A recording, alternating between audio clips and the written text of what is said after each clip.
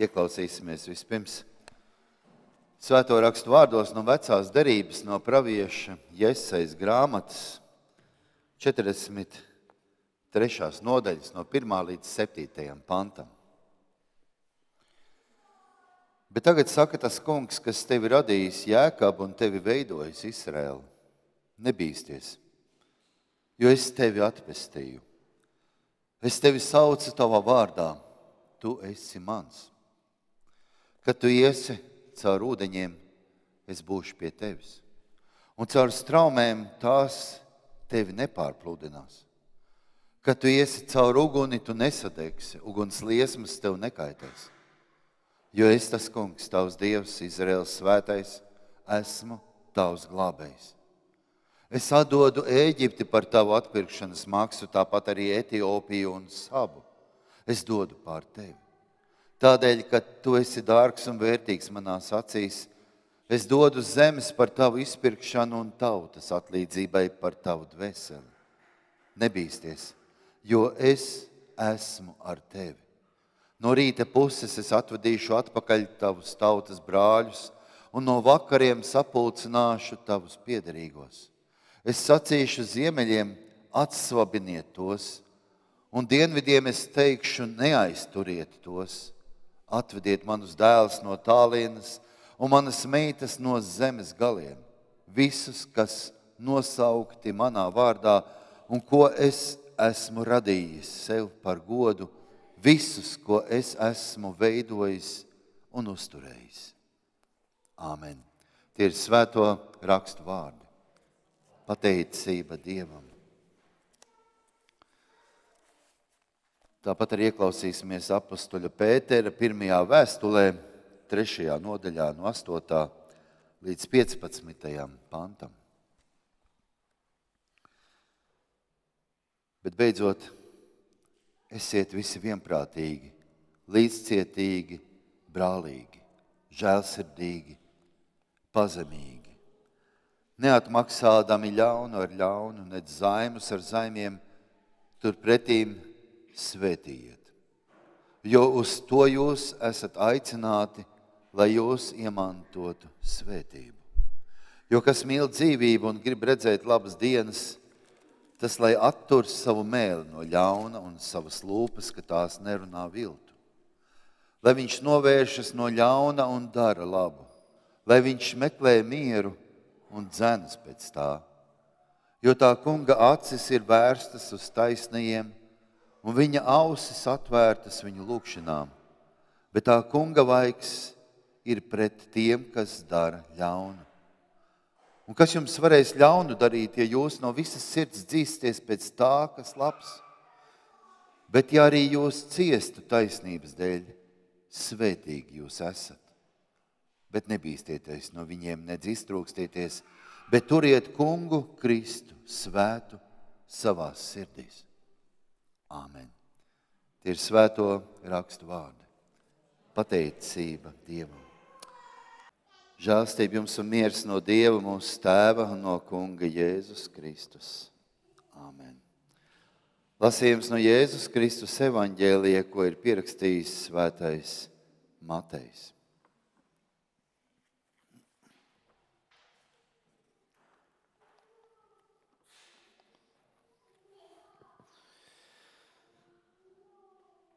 Jo es jums saku, ja jūsu taisnība nav labāka par rakstu mācītāju un farizēju taisnību, tad jūs nenāksiet debesu valstībā.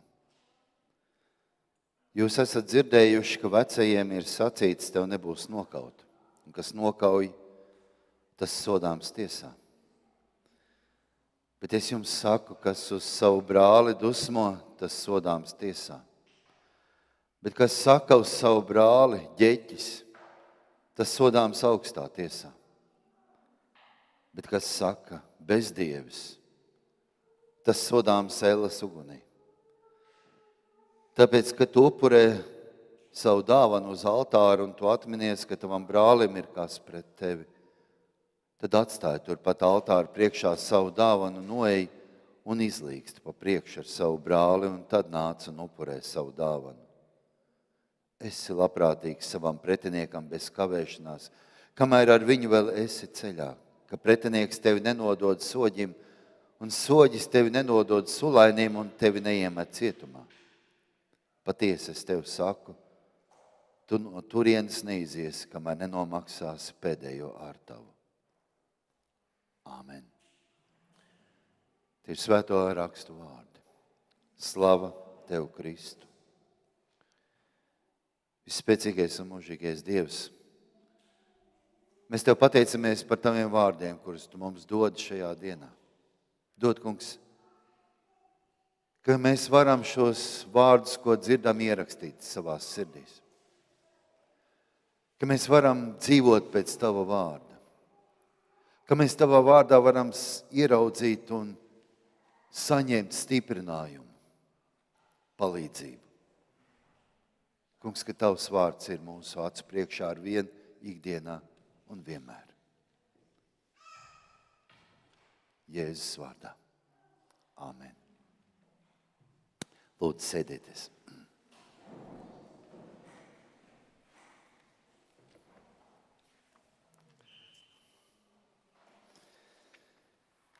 Reiz bija man kāda saruna, kāda karsta diskusija ar cilvēkiem, kur bija diezgan sašutuši. Tas bija tas laiks, kad tikko Krievija iebruka Ukrainā. Un šajā diskusijā bija kaut kas tāds, kurā man bija ļoti grūti atbildēt uz tiem jautājumiem. Kāpēc Dievs pieļauj karu? Kāpēc Dievs pieļauj nelaimes, slimības, vardarbību? Kāpēc jācieš ir bērniem? Kāpēc ir jācieš nevainīgiem cilvēkiem? Vai tad tās nav sodāmas lietas? Un ja Dievs ir taisnības Dievs, tad kāpēc ar vienu tie, kas ir slepkavas, laupītāji, zagļi, viņi ar vienu dzīvo, nav saņēmuši savu sodu. Vēl vairāk, dažkārt dzīvo, it kā viņus nekas neapdraud.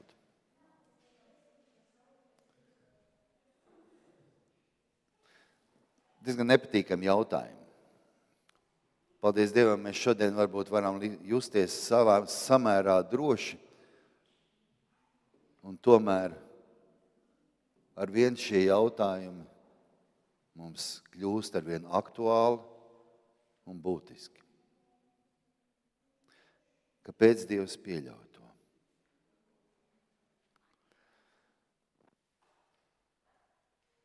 Šodien Jēzus Kalnas prediķī mums liek viņš ieraudzīt augstāku taisnību nekā to, ko redz rakstu mācītāji un farizēji. Kāda tā ir? Kāda ir tā augstākā taisnība un patiesība? Dažkārt man pašam personīgi rodas tāds jautājums, kāpēc mums šķiet, ka šī zeme, šī pasaule, kas ir grēka pilna, kāpēc mums šķiet, ka mēs viņu gribam izveidot ideālu? Tādu, kurā nekas neapdraud, kurā viss ir kārtībā, kurā mēs varam kā laimes lutekļi dzīvot un viss ir jauki un skaisti. Kāpēc mēs gribam izveidot paradīzi zemes virsū? Jo, ja godīgi tā arī ir, kad jo vairāk mēs pūlamies, jo vairāk mēs darām, jo vairāk mēs gribam ko salikt kopā kā tādu ideālu vidi, jo grūtāk. Un dažkārt saka, ka ar labiem nodomiem ir bruģēts ceļš uz elli, tieši tāpatam arī mums reizēm gribējām, kā labāk iznāca kā parasti. Nekas dikti labāks par to, kas ir bijis, īsti nesanāk. Lai vai kā mēs to censtos, lai vai kāda būtu mūsu nodomi, lai kāda būtu mūsu vēlme darīt šo pasauli labāku, tā īsti līdz galam tas neizdodas. Kāpēc?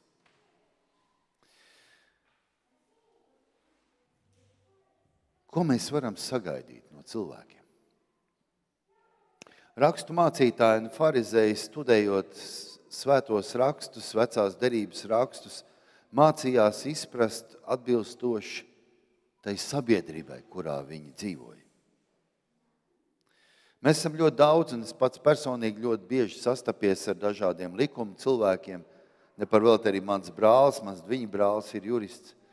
Un jāsaka tā, ka mēs ar viņu diezgan karsti esam diskutējuši taisni par šiem te cilvēku noliktajiem likumiem, kur nevienmēr iet kopā ar Dieva nolikto likumu. Un tad jāsaka to, ka bieži vien viņu taisnība ir balstīta uz to, kas ir rakstīts, jeb nolemts. Un tad es prasīju, kas tad ir varbūt augstāks par šo likumu, kas var būt. Vai ir kaut kas tāds, kas varētu augstāks būt par to, ko mēs noliekam kā tādu svarīgu, skaidru noteikumu. Viens likums visiem.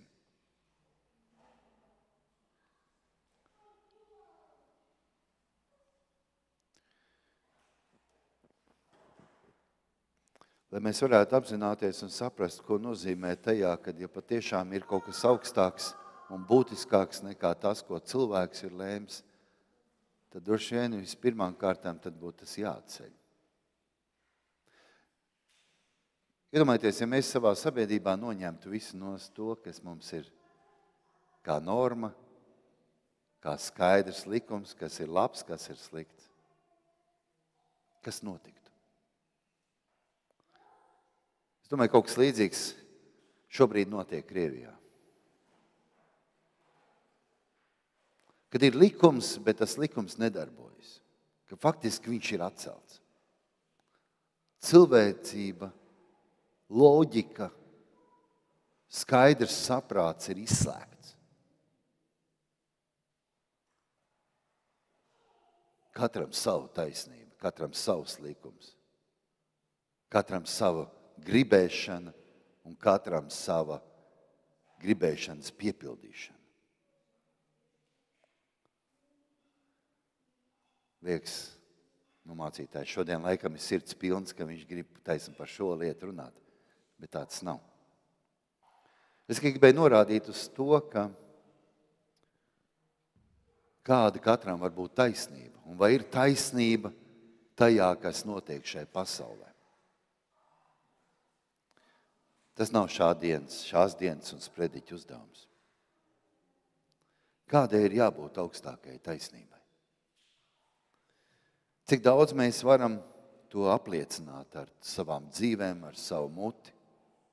Bieži vien liekas, ka mēs paši tā kā reizēm tiekam galā ar kādām savām lietām, taču tad Jēzus mums, līdzīgi kā šodien svētajos rakstos, norāda un saka, ka ir teikts, ka tev nebūs nokauta.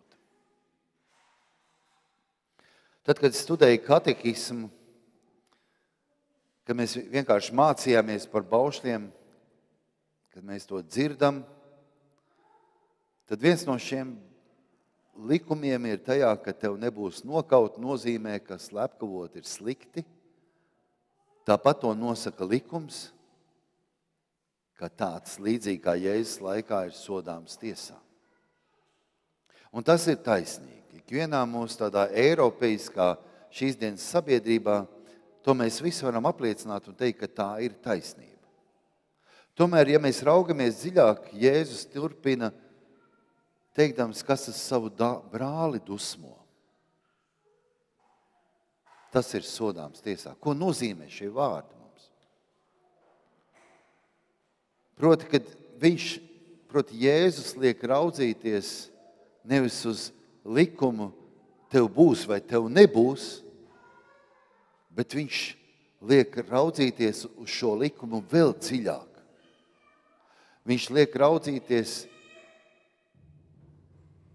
visā mūsu nelaimju saknē. Kur tās sākas? Vai ir iespējams redzot taisnību, kas pēc mana uzskata nav taisnība, to pieņemt, vai arī sākt dusmoties un savu taisnību celt augstāk par otra taisnību. Proti, pie kā tas var novest? Ļoti maza ilustrācija mums ikdienā. Es domāju, ka ik viens no mums to ir piedzīvojis. Ģimene. Sieva pēc darba pārnāk mājās un redz, ka mājās palikušais vīrs visiem bērniem neko mājā nav kārtīgi izdarījuši. Neko. It kā no vienas puses loģiski, bērni ir ļoti liela delveri un viņus savaldīt ir diezgan grūti. Bet te pašā laikā, kad tu esi pārnācis mājā no darba un ieraudzījis, ka veļas automātā ieliktās drēbes joprojām nav savāktas, nav pat izņemtas ārā, viņas joprojām kā mitrs tur stāv, tā stāv. Trauki izlietnē ir nevis tā kā tikai brokas, bet tur arī ir pusdienas un iespējams arī vēl kāda leņķa un launaga, tāda kaudzīti. Leduskapis tukšs, uz plīts nav nekas sagatavots. Un tu apzinies un saproti tā. Tagad tas viss ir jāsavāc, jāsatīra, jāiznes ārā, jāsakārto, jāizmazgā trauki, jāuztaisa ēst. Jau viss pēc pāris stundas tūlīt sāks, kur ir ēdamais? Un kas notiek ar mums tajā laikā? Vai mums iespējams vispār nepalikt dusmīgam tajā brīdī?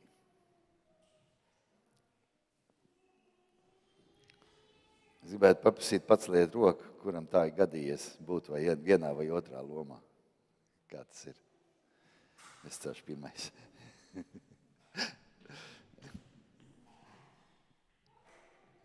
Kas notiek tajā brīdī? Teiks, it kā viss ir pareizi. Mums ir tiesības dusmoties. Mums ir tiesības norādīt otram un teikt, nevarēja savākt to visu. Nevarēja sakārtot, nevarēja atrast laiku. Kāpēc es varu, kāpēc tu nevari?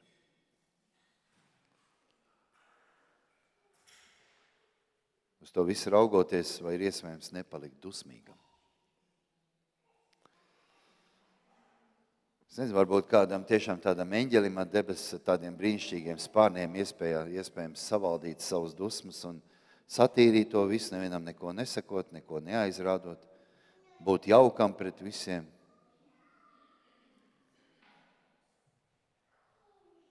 Biežāk jau gribas pēc dusmošanās kaut ko tomēr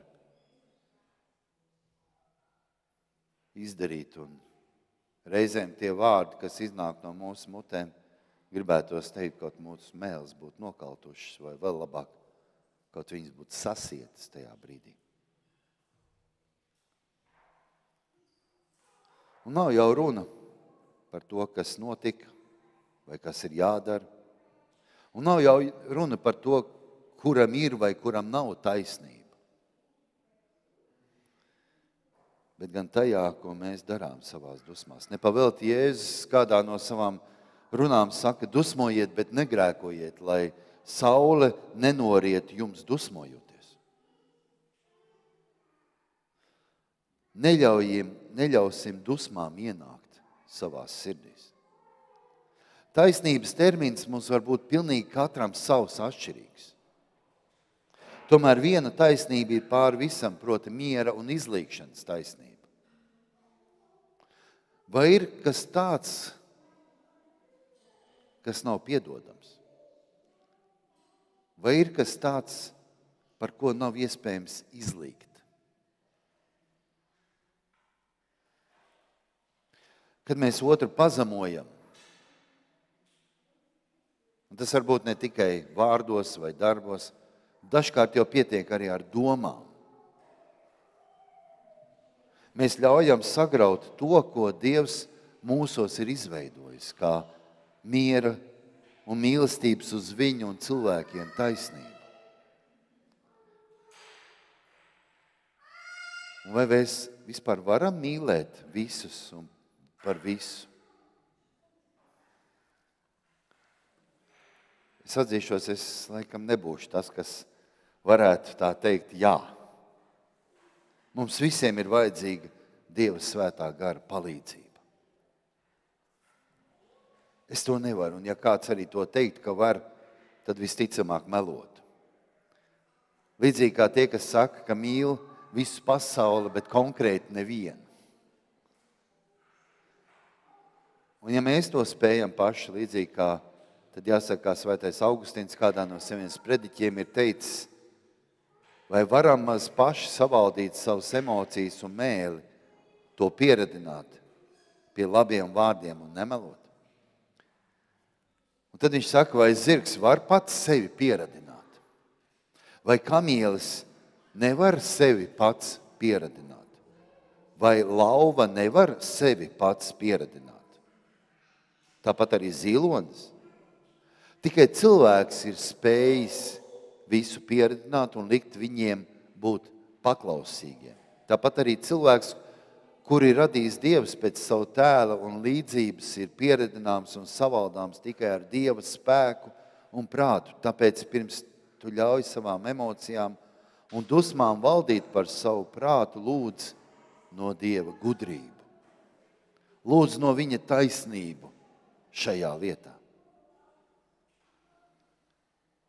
Kad tu noņem sevi no tās taisnības, kas tevī ir, un pieņem Dieva taisnību, ka pieņem Dieva godu, tikai tad arī mūsos ienāk miers, mīlestība, kas spēj visu panest. Ja spējam otru nosaukt par bezdiedu vai ģeķi, es domāju, cik Bībele var būt toleranta, cik tas tulkojums ir tolerants. Tautas valodā tas runāt būtu diezgan skarbi. Ja spējam tātad kādu nosaukt tādā vārdā, tad jāsaka, ka mūsu sirdis ir kļuvušas dusmu un ļaunuma pilnas. Jo ne par velti pat par neticīgu cilvēku vidū saka, ka izteiktais vārds spēj materializēties. Austrum baznīcas tēvs saka, ka neticīgi cilvēku nav. Ir tādi, kas ir tālu no Dieva, bet tie ir vistuvākie Dievam. Tāpat arī pazemojot otru, nosaucot par tukšu seklu cilvēku, nozīmē, proti, ka tu pats sevi cel augstāk par visiem citiem, un tajā brīdī, kad tu pasaki uz otru cilvēku samazināmajā formā, nabadzīgs, bērniņš, mīļumiņš, kas liekas it kā mīļvārdi, bet viņi samazina otru. Un ir būtiski un svarīgi, ka mēs nepakāpjamies virs viņiem, bet otrādi. Esam līdzās. Dažkārt mums ļoti gribās tā kā pēdiņās sildīties šajā samierināšanās saulītē ar Dievu kaut kādā bet savā starpā. Nē. Es atceros, tad, kad bija pirmā baznīcas atmoda, kad daudz, kas sastāvēja gan komunistiskajā partijā, gan arī bija dažādi tādi cilvēki, kas bija aizrāvušies ar šīm komunistu idejām. Un ka viņi bija vieni no pirmajiem, kas ienāca baznīcā. Un daudz cilvēku skatījās uz viņiem, teica, redz, kā viņi samainīja kažokus. Tagad viņi ir baznīcā.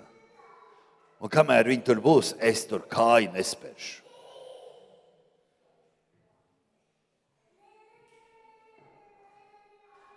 Cik dažkārt arī reizēm ir tā, kad mēs ienākam baznīcā un ieraugam kādu, kur dažkārt sauc, es viņu gribu redzēt labāk ejam nekā nākam.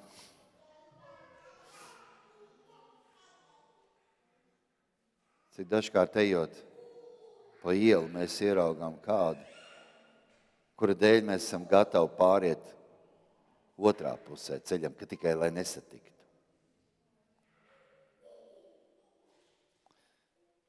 Jēzus mums liek ieraudzīt savu tuvāko sev līdzās, ka ir kas vienam pret otru, to vajag izlīdzināt. Lai mēs varam viens otru mīlēt kā savu tuvāko, brāli vai māsu. Man pašam bija kāds gadījums dzīvē, kad es dziedāju liturģiskajā korī, un mums bija kāds brauciens paredzēts, ka bija jābrauc uz Vāciju. It kā viss bija saorganizēts, viss bija kārtībā, bet tad kaut kas nobruka. Nosacīt, bet iznāca tā, ka mēs nevarējām aizbraukt. Un es šausmīgi dusmīgs paliku. Es aizgāju prom no kora, es aizgāju prom no viss tā. Es ilgu laiku sevī turēju dusmas. Es jūtos aizvainots, jo es tiešām biju ieguldījis ļoti daudz laika un darba tajā, lai visu to sakārtot. Tur bija sarunāt gan autobus, gan bija nofinansēts viss. Mums tikai vajadzēja aizbraukt. Bet Dievs lēma savādāk.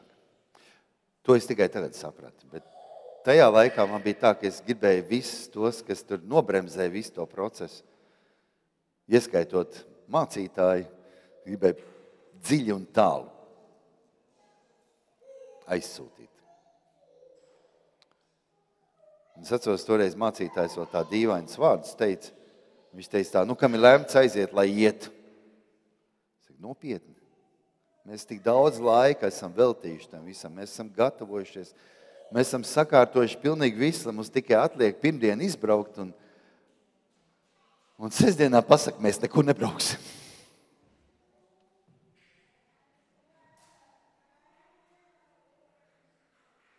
Iekšā vārījās.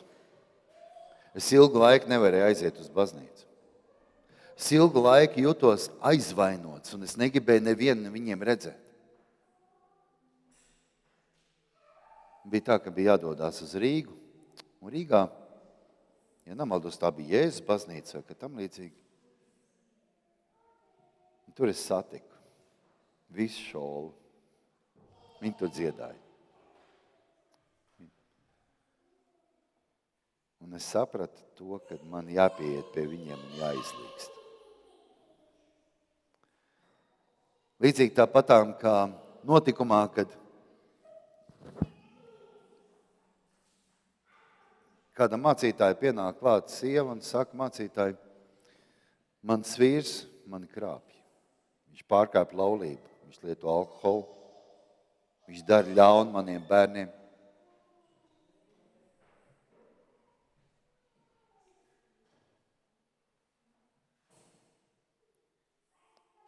Viņš runā sliktu. Ko man darīt? Uz ko šis mācītājs teica, piedod. Piedod viņam. Nopietni. Ja man šodien kāds pateikt, vai arī jums noteikti kādam tieši pateikt, piedodiet viņiem. Piedodiet tiem, kas jums dara pāri. Viņš saka, mācītāji, tev ir viss mājās. Nopietni.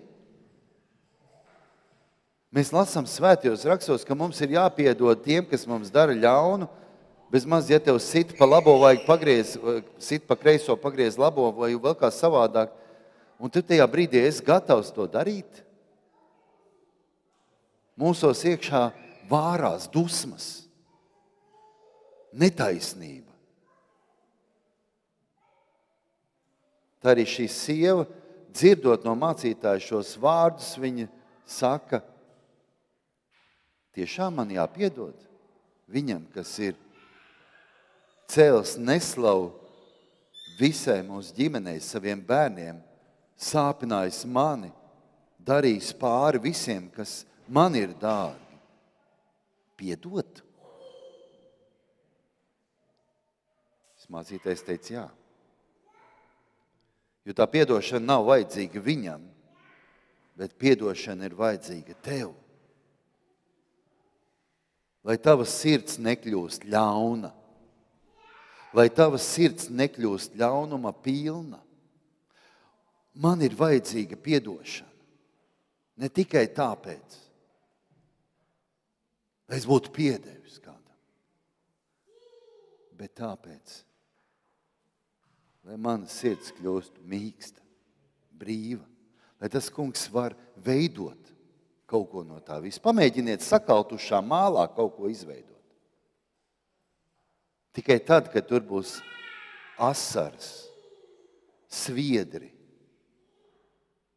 tikai tad Dievs var kaut ko izveidot no tā viss, kas ir skaists, vērtīgs, lietojams.